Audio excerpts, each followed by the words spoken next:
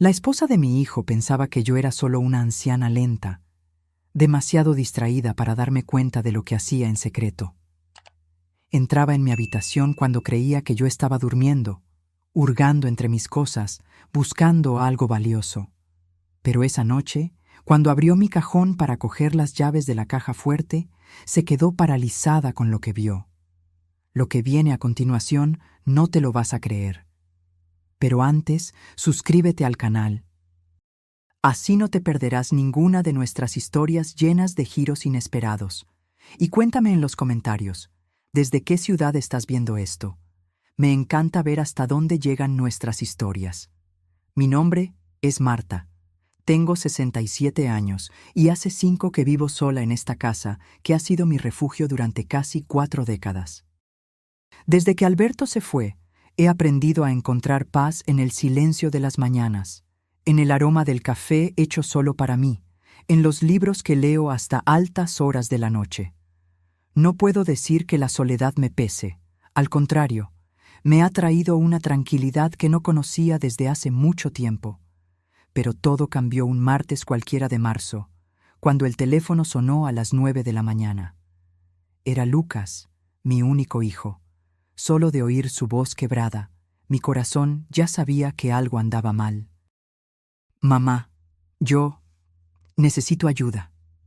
Las palabras salieron de él como quien confiesa un pecado.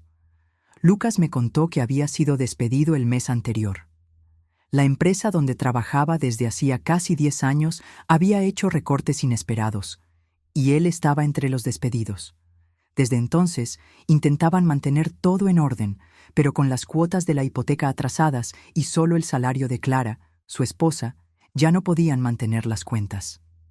Mamá, yo nunca querría pedir esto, pero necesitamos un lugar donde quedarnos, solo por un tiempo, hasta que consiga un nuevo empleo. Mi corazón se encogió. Ninguna madre quiere ver a su hijo en esa situación. Y a pesar de la sorpresa, la respuesta brotó de mí con naturalidad. Claro que pueden venir. Esta casa siempre será vuestra. Sentí una mezcla de emociones, preocupación por mi hijo, pero también una alegría secreta de que la casa volviera a tener voces, risas, vida.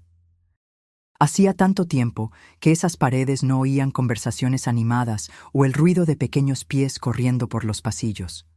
Días después, Lucas llegó con Clara y sus 2 hijos pequeños.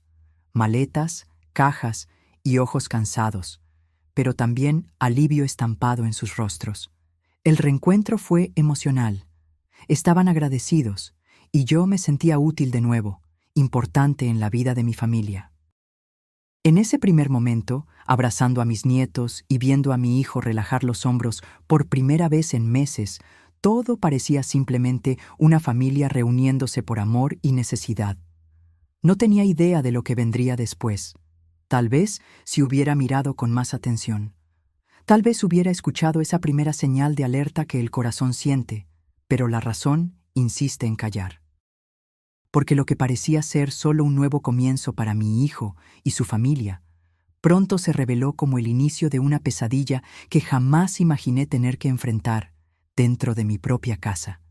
Y antes de que esa semana terminara, descubriría algo tan impactante que por un instante pensé que estaba soñando. Pero no era un sueño, era traición, y estaba justo debajo de mi techo. En los primeros días fue como si la casa hubiera vuelto a respirar. Después de tanto tiempo en silencio, por fin tenía vida de nuevo. El olor a café por la mañana ya no venía solo de mi taza. Ahora era Clara quien lo preparaba para la familia, y yo podía oír a los niños reír en el pasillo mientras Lucas acomodaba sus cosas en la antigua habitación. Esa casa que había estado callada durante años parecía haber reencontrado su voz. Y confieso, eso me hizo mucho bien. Oía a los niños jugar, la televisión encendida con el noticiero matutino, el ruido en la cocina al preparar las comidas, los almuerzos en familia. Estaba siendo increíble. Lucas se mostraba agradecido todo el tiempo, a veces incluso demasiado. Me abrazaba de la nada, decía, «Gracias, mamá», con un peso en la voz que me hacía pensar si se culpaba por necesitar ayuda. Yo siempre respondía con cariño, intentando mostrar que no me pedía nada, solo regresaba a casa, y que yo estaba feliz de tenerlos allí. Clara, por su parte, se mostró servicial desde el principio. Se esforzaba por ayudar en todo. Lavaba los platos, barría el patio e incluso reorganizó toda mi despensa sin que yo se lo pidiera. Y, para ser justa, lo organizó todo de una manera más práctica de lo que estaba antes. Parecía querer agradar. Parecía, al menos al principio. Pero, con el tiempo, empecé a fijarme en ciertas cosas, cosas sutiles, pequeños gestos, preguntas inoportunas, una mirada que se demoraba demasiado en un objeto. Clara no era solo curiosa, era detallista, meticulosa. Preguntaba sobre mi rutina con un tono casual, casi distraído, pero siempre sobre cosas específicas. «Doña Marta, ¿suele dejar las dos puertas cerradas por la noche o solo la de la entrada? Esos vecinos de al lado viajan mucho, ¿verdad? ¿Todavía va al banco todos los miércoles?» En ese momento no sospeché nada. Respondí como quien comparte el día a día. Ahora vivía conmigo. Era natural que quisiera entender cómo funcionaba la casa. Al menos eso intenté convencerme. Pero sus ojos eran otra historia. Clara no miraba como quien aprecia, miraba como quien mide. Estudiaba cada rendija, cada cerradura, cada rincón de la casa con un interés que me incomodaba. Un día, la sorprendí parada al pie de la escalera del ático, mirando como si estuviera calculando el tiempo que le llevaría subir y bajar sin hacer ruido. No dije nada, solo observé, y me lo guardé. Pero lo que me dejó sin aliento fue una conversación aparentemente inofensiva en la cocina. Estábamos preparando el almuerzo, pelando patatas, cuando soltó, como quien comenta el tiempo: «Suegra, ¿es verdad que tiene una caja fuerte en la habitación?» Pude haber tirado el cuchillo de lo fría que me quedé. Aquello era algo que solo Alberto y yo sabíamos. Nunca se lo conté ni a Lucas. La caja fuerte se instaló hace muchos años, escondida dentro del armario, para guardar documentos importantes y, a veces, algo de dinero de emergencia. Siempre nos encargamos de mantenerlo entre nosotros dos. La forma en que preguntó, sin mirarme, como si lanzara la pregunta al viento, fue lo que realmente me alertó. No era una curiosidad tonta. Era el discurso ensayado de quien ya tenía la información y solo quería confirmar. Intenté mantener la voz firme. «Ah, no, es solo una cajita vieja con papeles, nada del otro mundo». Mentira, y de las grandes. Pero por dentro, mi cabeza no paraba de dar vueltas. ¿Cómo lo sabía? Aquello me machacó el resto del día. Fue entonces cuando volví a escuchar esa voz de Alberto dentro de mí, como él decía tantas veces: «Tienes buen olfato, Marta, escucha tu instinto». Y así era. Con el paso de los años, uno aprende a percibir cosas que los demás pasan por alto. Pequeñas señales, miradas que duran un segundo más, silencios que dicen más que palabras. Empecé a observar mejor, y no tardé en darme cuenta de que, cada vez que salía a la panadería o al supermercado de la esquina, algo en mi habitación estaba diferente. A veces era un cojín un poco girado, un cajón que recordaba haber cerrado, pero que aparecía entreabierto, un adorno girado de lado. Un día fui a buscar un abrigo a la habitación y al abrir la puerta me encontré de frente con Clara saliendo. Su sobresalto fue inmediato. Se llevó la mano al pecho, palideció, tropezó con las palabras. «Ay, doña Marta, lo siento, me dolía la cabeza, creí que podía haber aspirina aquí». Pero ella sabía, y yo ya se lo había dicho, que mis medicamentos están en el baño, a la vista. La excusa fue débil, pero yo solo sonreí y no comenté nada. Solo observé y lo grabé. La gota que colmó el vaso llegó unos días después, durante el desayuno. Estábamos tomando café y ella soltó casualmente: «Esa cortina de tu habitación es genial. Es tan gruesa, ¿verdad? Nadie ve nada desde fuera». Ella sabía exactamente de qué cortina estaba hablando. Una ventana que solo quien estuvo en mi habitación podía reconocer. Y no era el tipo de detalle que se comenta por casualidad. Tardé 2 segundos en entender lo que realmente quería decir. ¿Desde fuera? ¿Cómo lo sabía? ¿Habría estado intentando mirar por la ventana de mi habitación en algún momento? En ese instante, algo en mí hizo clic. Ya no era una nuera a la que acogía. Era alguien que estaba estudiando mi casa como si fuera un terreno a invadir. Y, créame, cuando una mujer de mi edad siente que algo anda mal, es porque lo hay. Lo que no imaginaba era que, días después, escucharía con mis propios oídos su plan y que ese plan implicaba mucho más que solo observar mis pasos o hurgar en mis cosas. Implicaba traición, mentiras e incluso algo peligroso. Y lo que yo haría a continuación, nadie jamás lo imaginaría. La verdad, me abrió la puerta de par en par una tranquila mañana de jueves. Siempre he sido metódica con mi habitación. Incluso después de empezar a vivir sola, nunca perdí la costumbre de cerrar bien la puerta con llave. No era por miedo, era por respeto a mi propio espacio. Aquel rinconcito era mi refugio, el último lugar donde todavía sentía que tenía el control de todo. Pero aquella mañana, al volver del mercado, percibí algo que me revolvió el estómago. La puerta de la habitación estaba entreabierta. De nuevo. Ya era la tercera vez en pocos días. La primera, pensé que me había distraído. La segunda, culpé al viento. Pero la tercera, lo supe. Y decidí dejar de fingir que no lo veía. Empecé a tender trampas silenciosas, a mi manera. Nada que llamara la atención. Un libro colocado milimétricamente en el borde de la cómoda. Una cajita ligera dejada en el centro del escritorio. La almohada posicionada de un modo que solo yo sabría identificar si se había movido. Y se estaban moviendo, una a una. Fue ese mismo día cuando fui a revisar mi cajón de documentos. Siempre lo dejé todo muy organizado. Cuentas antiguas, recibos, papeles del seguro, incluso el inventario de la casa. Cada cosa en su lugar. Pero allí había un desorden. Páginas mezcladas, carpetas empujadas hacia atrás sin cuidado. Todo fuera de orden. Sentí el corazón acelerarse. Ya no era una impresión. Alguien estaba hurgando donde no debía. Corrí al armario, a ese cajón donde guardo las pocas joyas que heredé de mi madre y las que me regaló Alberto a lo largo de los años. No son muchas, pero tienen un valor que va más allá del dinero. Son pedazos de mi historia. Y allí el vacío me gritó. Un par de pendientes de oro había desaparecido. Y también el collar que Alberto me dio en nuestro último aniversario juntos. Me quedé en shock y por unos segundos no podía moverme. La mano me temblaba. La última confirmación llegó enseguida. Fui directamente a la cómoda, al lado de la cama. Hace más de 20 años, escondí allí, bajo el doble fondo del cajón, una pequeña llave pegada con cinta adhesiva. Era la llave de la caja fuerte. Era nuestro secreto, el mío y el de Alberto. Dentro, documentos más sensibles y una reserva de dinero que solo usamos una vez, cuando él enfermó.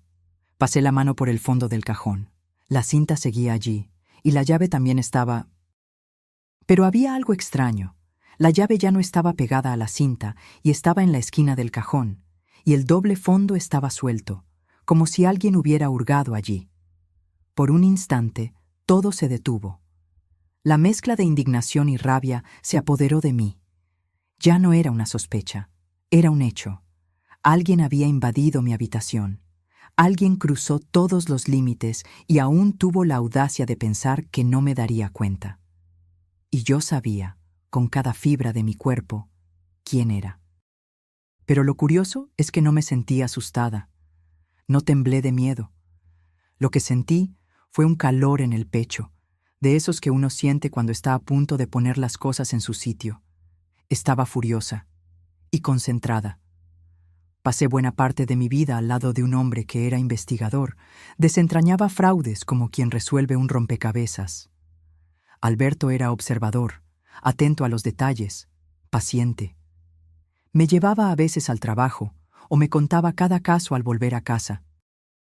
Aprendí con él a ver lo que está entre líneas, a oír lo que no se dice, y principalmente a no actuar por impulso. Clara me veía como una señora dulce, feliz de tener a la familia cerca. Poco sabía ella que, detrás de mi gentil sonrisa, existe una mujer moldeada por el tiempo, que ya ha pasado por pérdidas profundas, noches de insomnio, decisiones difíciles, y que hoy, más que nunca, sabe identificar cuándo alguien está a punto de dar el golpe. Clara eligió a la persona equivocada para engañar. A partir de ese día, dejé de verla como nuera. Se convirtió en algo diferente, alguien a quien necesitaba vigilar con ojos de águila, porque aún no sabía qué estaba intentando hacer exactamente, pero estaba decidida a descubrirlo y a impedirlo. Esa noche, el sueño simplemente no llegó. La ausencia de la llave, la desorganización de mis documentos, el comportamiento invasivo de Clara, todo formaba un rompecabezas que no salía de mi mente. Sabía que ella estaba tramando algo, pero no podía imaginar la extensión de sus planes. Eran las 12:40 cuando oí pasos ligeros bajando la escalera. Mi habitación está en el piso superior, pero el antiguo sistema de ventilación de la casa permite que ciertos sonidos resuenen por los conductos, especialmente los que provienen de la cocina. En ese silencio nocturno, cualquier ruido se amplificaba. Curiosa, me levanté despacio con el celular en la mano, por instinto lo puse a grabar y me acerqué a la salida de aire que da a la planta baja. Fue entonces cuando escuché la voz de Clara. Baja, urgente, casi susurrando, estaba al teléfono. Sí, todo está bien. Encontré los documentos, joyas, extractos bancarios, inventario, pólizas de seguro. Hay mucho más dinero de lo que imaginaba. Mi sangre se heló. La vieja guarda todo en la caja fuerte. Y sí, ya sé dónde está la llave. Ella sabía dónde estaba la llave. El plan estaba en marcha. Y hablaba de mí como si yo fuera solo un obstáculo a sortear, fría, calculadora, sin ningún respeto por todo lo que había hecho por ellos. Será el martes por la noche. Lucas tiene esa entrevista de trabajo en otra ciudad. Saldrá al final de la tarde y no volverá hasta el día siguiente. Será el momento perfecto. Estaba planeando robarme. No solo unos cuantos centavos. Estaba planeando llevarse todo lo que Alberto y yo construimos durante toda una vida de trabajo. Después de eso, le diré que recibimos una oferta de empleo irrecusable en otro estado, que es urgente, que no hay tiempo para pensarlo mucho. Él aceptará, confiará en mí. Nos iremos con todo. La frialdad con la que describía la manipulación de mi propio hijo me hirió más profundamente que cualquier robo material. Sé que es arriesgado, pero no tengo opción. ¿Sabes lo que me pasará si no pago esas deudas? No desaparecerán solas. ¿Deudas? ¿Con quién estaba hablando? ¿Un usurero? ¿Un cómplice? Son 47,000 reales, y ya me han amenazado con venir a por mí. Tengo que resolver esto esta semana, aunque tenga que pasar por encima de la vieja para conseguirlo. La frase final me golpeó como una puñalada. Esto no era solo un robo, era una amenaza directa. Estaba dispuesta a hacer cualquier cosa para conseguir lo que quería. Oí sus pasos alejarse y el clic de la luz de la cocina apagándose. Dejé de grabar la conversación y volví a mi cama. El sueño se había ido definitivamente. Pero ahora tenía las pruebas. En la oscuridad de mi habitación, mientras oía a Clara subir las escaleras con pasos hipócritamente cautelosos, sabía que todo había cambiado.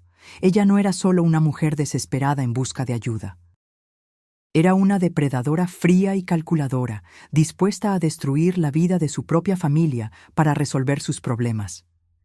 Y usaría a mi hijo, mi Lucas inocente y confiado, como escudo para escapar ilesa. En ese momento comprendí el verdadero tamaño de la traición. Y algo dentro de mí despertó. No era solo indignación o tristeza, era la determinación fría y precisa de una mujer que no permitiría ser pisoteada dentro de su propia casa. No la dejaría escapar, le daría una sorpresita. A la mañana siguiente, me levanté antes del sol. Mientras la casa aún dormía, puse agua a hervir y tomé mi café en silencio, pero con la mente trabajando a máxima velocidad. Clara creía que yo era solo una señora bondadosa y despistada, que yo dormiría profundamente mientras ella robaba todo lo que construí con Alberto durante toda una vida. Pero si había algo que ella aún no había descubierto sobre mí, era que nunca se debe subestimar a una mujer madura con tiempo libre, experiencia de vida y nervios de acero. Decidí que no bastaba solo con proteger mis bienes. Quería desenmascararla, con pruebas irrefutables, con estilo. Primer paso, la llave. Antes de las 6, volví a mi habitación y abrí con cuidado el cajón donde estaba el doble fondo. La tal llave que Clara pensaba haber descubierto estaba exactamente allí, en el mismo lugar donde siempre había estado.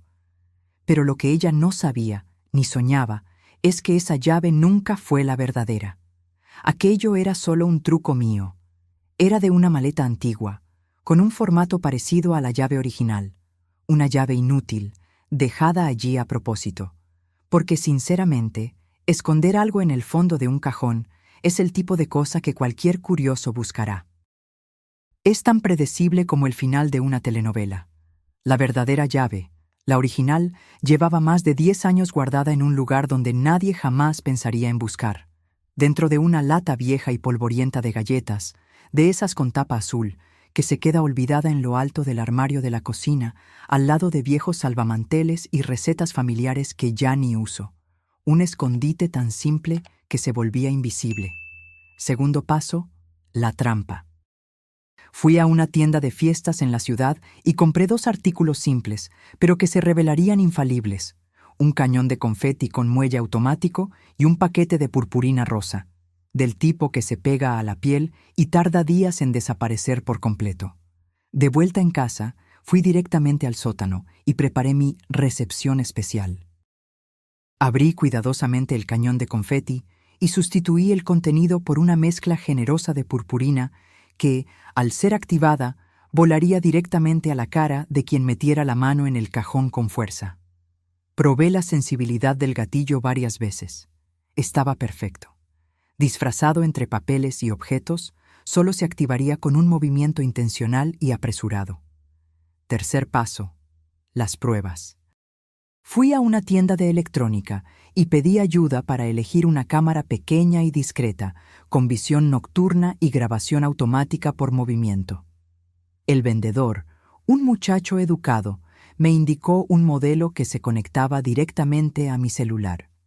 En casa, coloqué la cámara entre los libros de la estantería al lado de mi cama, con un ángulo perfecto para capturar toda la acción: la entrada de Clara, la apertura del cajón y, por supuesto, la gloriosa explosión de purpurina que seguiría. Probé el sistema varias veces a través de la aplicación. La imagen estaba nítida, el audio cristalino, la batería cargada. Todo estaba listo. Esa noche seguí mi rutina con una naturalidad teatral. Hice la cena, conversé con Lucas sobre su entrevista del día siguiente, jugué con los nietos, me reí de los chistes de Clara. Todo mientras por dentro yo era puro cálculo y estrategia. Nadie sospechaba nada. El cajón estaba armado, la llave falsa en su lugar, la cámara grabando silenciosamente. Y mi mente, fría y precisa como la de un general antes de la batalla, esperaba el momento de la verdad. Clara planeaba convertirme en víctima, pero yo la convertiría en evidencia. Y si todo salía como esperaba, ella saldría de mi casa no solo con la conciencia sucia, sino literalmente brillando de la cabeza a los pies. El martes llegó con una normalidad teatral que me impresionó. Lucas salió para su entrevista en otra ciudad alrededor de las 5 de la tarde, animado y esperanzado. Me abrazó en la puerta y dijo: «Gracias por todo, mamá, por darnos esta oportunidad de empezar de nuevo». Mi corazón se encogió. Mi pobre hijo no tenía idea de lo que su esposa estaba planeando para esa noche. La cena transcurrió como cualquier otra. Clara estaba particularmente solícita, ayudando en la cocina, jugando con los niños, haciendo comentarios casuales sobre lo agradecida que estaba por haberlos acogido. Su actuación fue impecable, pero yo podía ver más allá de la máscara. Había una tensión casi imperceptible en sus movimientos, una ansiedad mal disimulada en sus ojos. Ella estaba contando los minutos. Alrededor de las 9 de la noche, anuncié con un bostezo exagerado: «Hoy subiré temprano». Este cambio de rutina me dejó exhausta. Clara reaccionó con un brillo discreto en la mirada, el tipo de satisfacción que alguien intenta ocultar detrás de un trago de agua. «Claro, Marta. Descanse bien. Yo cuido a los niños». Subí las escaleras lentamente, representando el cansancio que ella esperaba de una mujer de 67 años que tomaría su pastilla para dormir y se apagaría hasta el amanecer. En mi habitación, ejecuté toda la rutina nocturna a la perfección. Me cepillé los dientes, me puse el pijama, dejé la puerta ligeramente entreabierta, como Clara ya sabía que hacía, y puse un vaso de agua en la mesita de noche. Me acosté completamente vestida debajo del pijama, cubierta hasta la barbilla, simulando un sueño profundo. Respiración lenta y regular, completamente inmóvil. El reloj del celular marcaba las 2:17. Nada. 2:29. Silencio absoluto. Y entonces, a las 2:50, oí el sonido que estaba esperando, la madera de la escalera crujiendo con extrema cautela. Pasos ligeros, calculados, de alguien que conocía cada punto sensible del suelo. La respiración controlada, el cuidado meticuloso. Era Clara. Su silueta apareció en el umbral de la puerta, iluminada solo por la pálida luz del pasillo.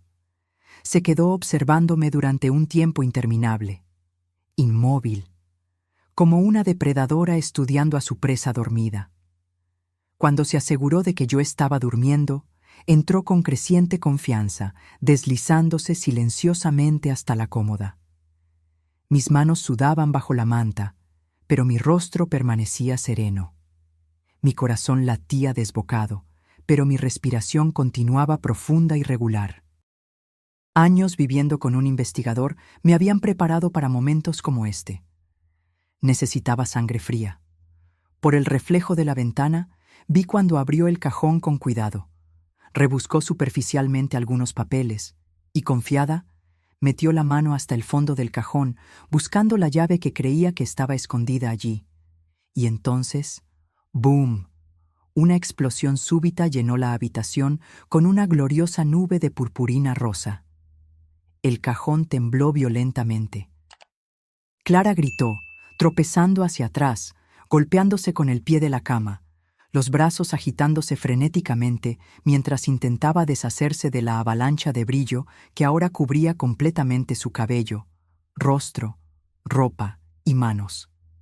Parecía haber sido escupida por una fábrica de purpurina. Me levanté al instante, fingiendo estar confusa y asustada. ¿Pero qué está pasando? ¡Clara! ¿Qué fue ese ruido?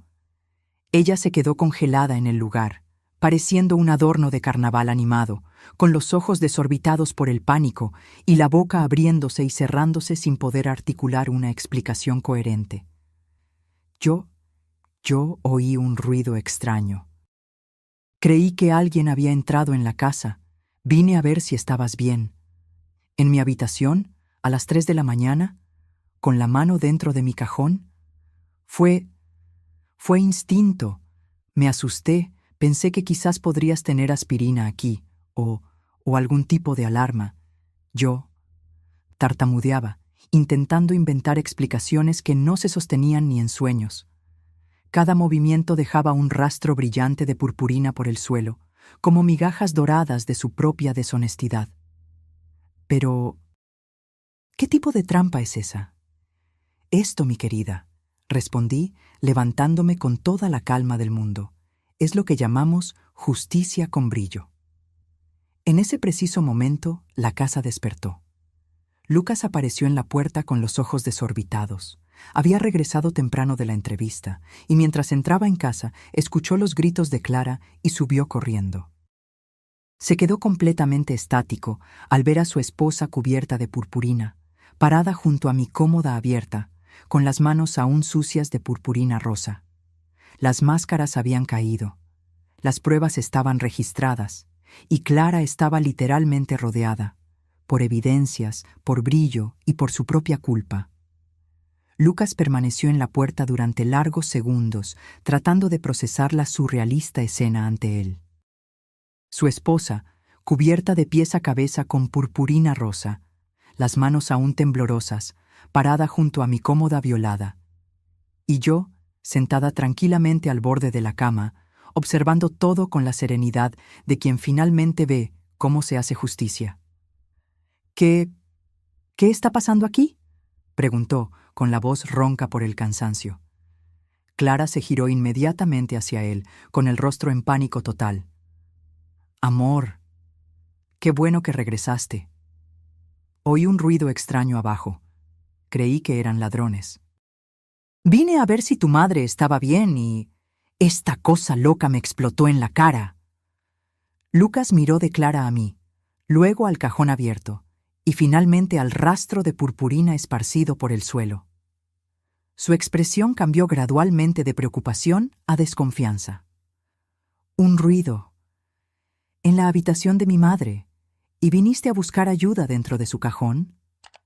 Clara vaciló, la mirada recorriendo la habitación como quien busca una salida de emergencia invisible.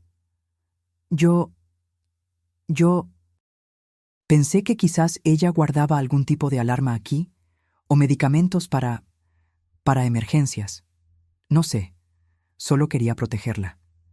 Suspiré profundamente, con la serenidad de quien finalmente puede revelar una verdad dolorosa. «Lucas», dije con dulzura, pero con firmeza, «Clara no estaba intentando protegerme, estaba intentando robarme». «¿Qué?», murmuró, el ceño fruncido con total incredulidad. Extendí el brazo y tomé mi celular. Mis dedos ya no temblaban. Abrí la aplicación de la cámara y seleccioné la grabación de la conversación telefónica que había capturado días antes. «Escucha esto», dije, tocando el play. La voz de Clara llenó la habitación como una confesión grabada. Encontré los documentos, las joyas, los extractos bancarios, el inventario, las pólizas. La vieja guarda todo en la caja fuerte. Ya sé dónde está la llave. Lucas se quedó completamente inmóvil. Será el martes por la noche. Lucas estará fuera. Es el momento perfecto. Después le diré que recibimos una oferta de empleo irrecusable en otro estado. Clara intentó interrumpir. «Esto no es... Amor, déjame explicarte. No es lo que parece». Pero Lucas levantó la mano, pidiendo silencio absoluto, sin quitarme los ojos de encima. «Nos iremos con todo. Él me creerá. Son 47,000 reales que tengo que pagar, aunque tenga que pasar por encima de la vieja». Lucas dio un paso atrás, como si le hubieran dado un puñetazo en el estómago. Sus ojos se llenaron de lágrimas de decepción y rabia. Clara se llevó las manos a la boca, como si quisiera devolver todas las palabras que habían sido grabadas. Después de poner los audios, también mostré las imágenes de la cámara de seguridad que yo misma había instalado en mi habitación. Allí estaba Clara, nítida en la grabación, entrando de puntillas, intentando no hacer ningún ruido. Se acercaba despacio a la cómoda, se inclinaba cuidadosamente. Y entonces, tan pronto como abrió el cajón, la trampa se activó. Una explosión de purpurina rosa directamente en la cara. La expresión de susto de ella fue la confirmación que necesitaba. Lucas permaneció en silencio durante largos momentos, procesando todo lo que había visto y oído. Era una traición descarada.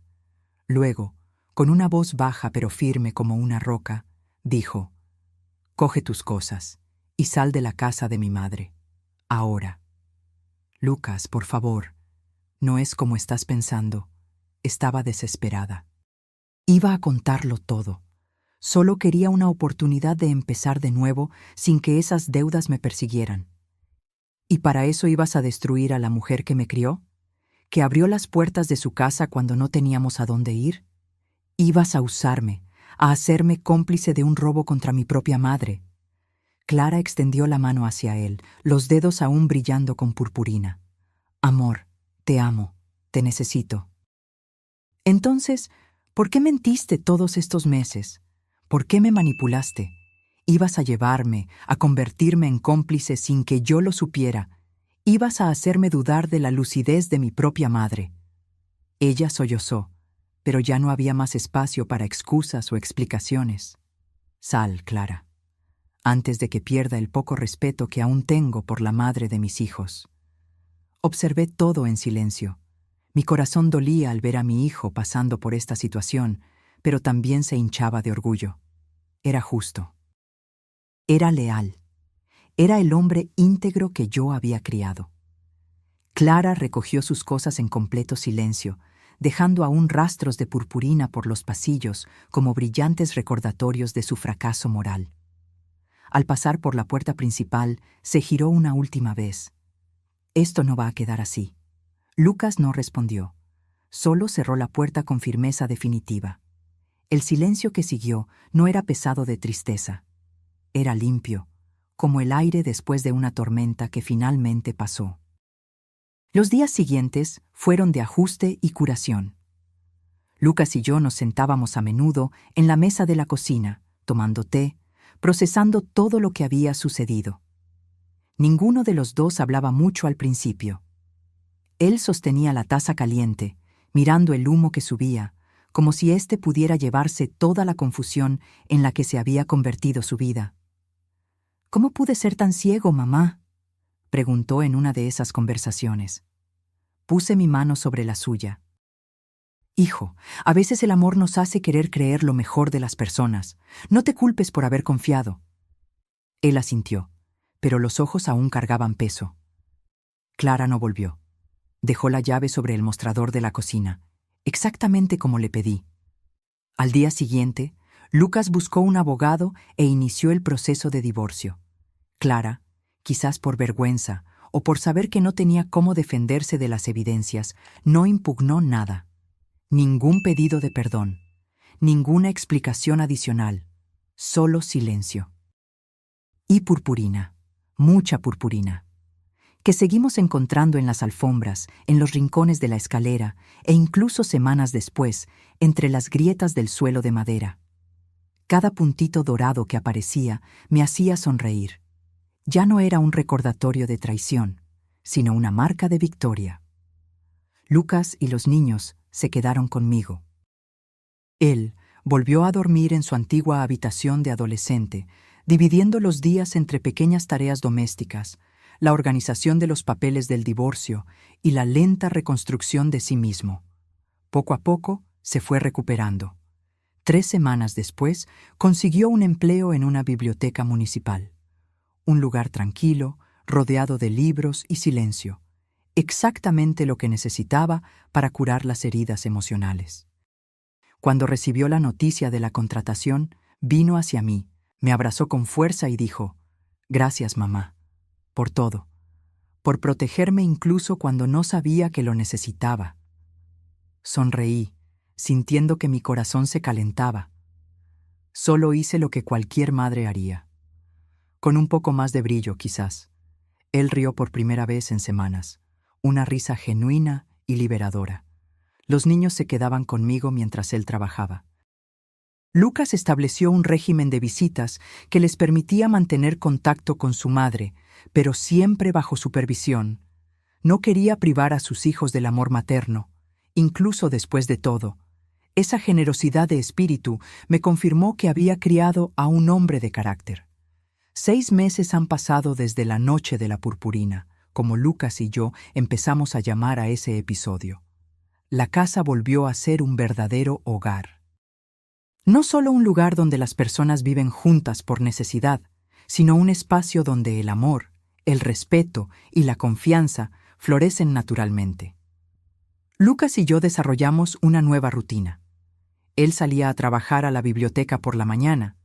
Yo me ocupaba de las tareas domésticas. Y por la tarde tomábamos té juntos, hablando de libros, de la vida, de planes futuros. Él está diferente ahora, más maduro, más atento a las personas a su alrededor. La experiencia con Clara, aunque dolorosa, le enseñó a valorar la autenticidad y a detectar incoherencias, De vez en cuando comenta, «Mamá, ¿cómo supiste siempre que había algo mal?»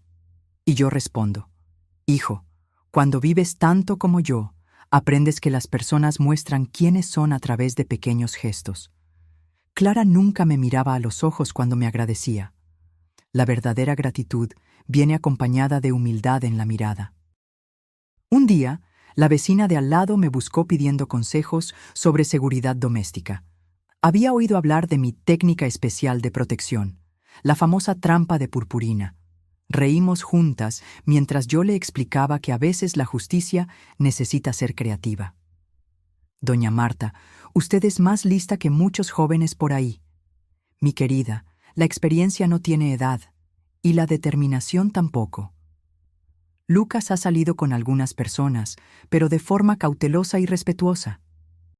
Me presenta a todos los que considera importantes, y percibo que ahora busca parejas que demuestren valores sólidos, honestidad genuina.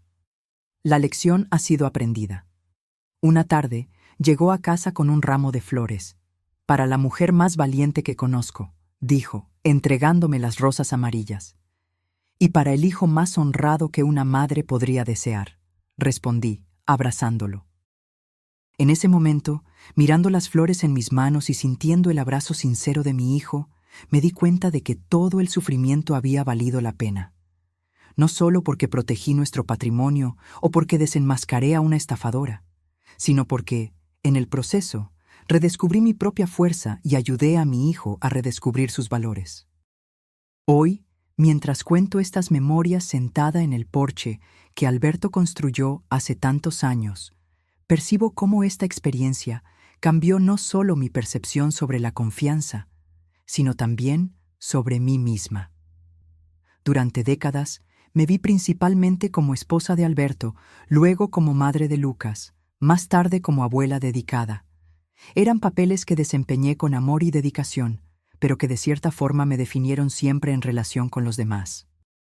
La situación con Clara me obligó a redescubrir a Marta, la mujer independiente, perspicaz y determinada que siempre existió, pero que quizás se había olvidado un poco a lo largo de los años de cuidar a todos a mi alrededor. Aprendí que la gentileza no es sinónimo de debilidad, que la bondad no significa ingenuidad, que la hospitalidad no debe confundirse con la vulnerabilidad. También comprendí que proteger a quienes amamos a veces requiere medidas que jamás imaginaríamos tomar. Cuando Clara amenazó la estabilidad de mi familia, algo primitivo y poderoso despertó en mí, el instinto de una matriarca protegiendo su territorio. No me enorgullece la necesidad de tener que tenderle una trampa a mi propia nuera, pero me enorgullece la inteligencia y la valentía que demostré cuando fue necesario. La experiencia también me enseñó sobre el perdón, no el perdón que olvida o minimiza las ofensas, sino el tipo que libera a quien perdona. No guardo rencor a Clara. Siento pena por la situación que la llevó a tomar decisiones tan destructivas, pero también sé que perdonar no significa olvidar o bajar la guardia. Lucas a veces me pregunta si no tengo miedo de que algo así vuelva a suceder. Respondo que el miedo es un lujo que las mujeres de mi edad no pueden permitirse. Lo que tenemos que tener es sabiduría, preparación y, cuando sea necesario, suficiente purpurina para marcar a los aprovechados. Un año después del episodio, recibí una carta. Era de Clara. En ella, pedía disculpas, no solo por lo que había intentado hacer, sino por la frialdad con que había planeado hacerme daño. Explicaba que estaba en tratamiento por adicción al juego, que las deudas eran el resultado de años de apuestas compulsivas que había escondido de todos, que estaba trabajando para convertirse en una mejor persona, principalmente por los niños. Le mostré la carta a Lucas. La leyó en silencio y luego dijo: «¿Qué piensa usted?» «Creo que las personas pueden cambiar, hijo. Pero un cambio verdadero tarda años, no meses, y la confianza, cuando se rompe de esa manera, quizás nunca se reconstruya por completo». Él asintió. «¿Pero puede visitar a los niños? Esa es tu decisión. Solo recuerda que tus hijos necesitan estabilidad por encima de todo». Hoy, Clara visita a los nietos una vez al mes, siempre en nuestra casa, siempre bajo supervisión. Las conversaciones son cordiales pero distantes. Nunca más preguntó sobre cajas fuertes, rutinas o vecinos. Y yo nunca más bajé la guardia. A veces, cuando estoy arreglando la casa, todavía encuentro un puntito de purpurina escondido en algún rincón. Y siempre sonrío, porque ese brillo dorado no representa solo una trampa exitosa. Representa el descubrimiento de que incluso a los 67 años, incluso después de décadas siendo principalmente madre y esposa, sigo siendo una fuerza a respetar. Representa la prueba de que la experiencia es un arma poderosa cuando se usa con inteligencia. Y representa sobre todo el amor feroz de una madre que jamás permitirá que alguien perjudique a su familia. Hoy, cuando jóvenes vecinas me buscan para contarme sobre relaciones complicadas o situaciones sospechosas, escucho con atención y ofrezco consejos prácticos. Siempre termino diciendo: recuerda, querida, confía en tu instinto. Y si necesitas probar algo, hazlo de una manera que nadie olvide jamás. Algunas preguntan sobre mi famosa técnica de la purpurina. Yo solo sonrío y respondo: a veces, mi hija, la justicia, necesita un poco de brillo para ser realmente vista. Y sigo viviendo mi vida con serenidad, sabiduría y siempre, con un pequeño stock de purpurina en el armario de la despensa.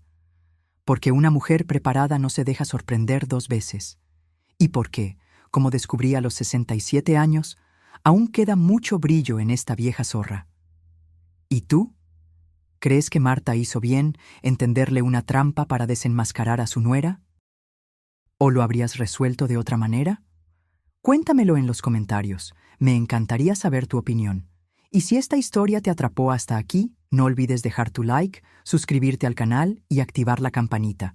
Aún quedan muchas historias fuertes como esta por venir. Y algunas aún más impactantes.